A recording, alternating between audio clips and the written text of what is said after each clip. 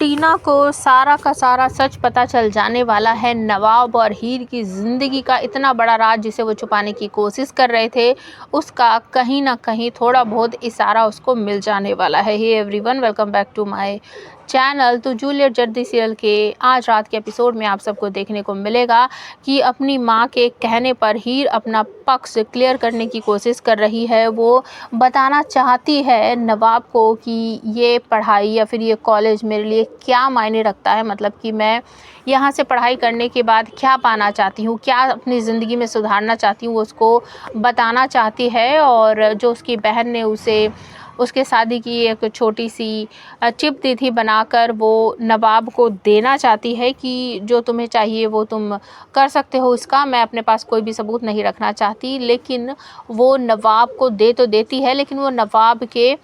Pocket में रखने से पहले ही मुझे ऐसा लगता है कि वो टीना के हाथ लग जाने वाली है और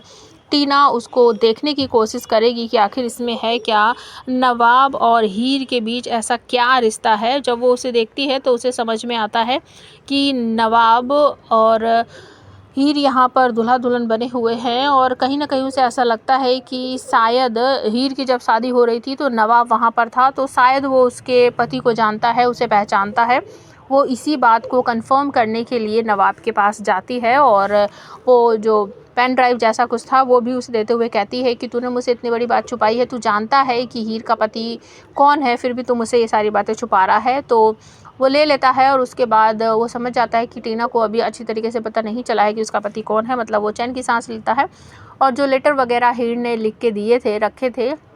नवाब के घर के बाहर, जो एक फार्म हाउस है टीना का, वो सब कुछ हीर चाहती थी कि वो नवाब को मिले, लेकिन वो टीना को मिल जाएंगी। टीना उनको पढ़ लेगी और नवाब के फ़ोन से कुछ ऐसा मैसेज कर देगी कि उसको आगे का कुछ क्लू मिले। तो हीर को ऐसा लगेगा कि शायद नवाब और मेरे बीच सब कुछ सुधर जाएगा, मैं पहले उसको सॉरी बोलूँगी और हम दोनों फ्रेंड्स बन जाएंगे। वो ऐसा सोच कर जाती है, लेकिन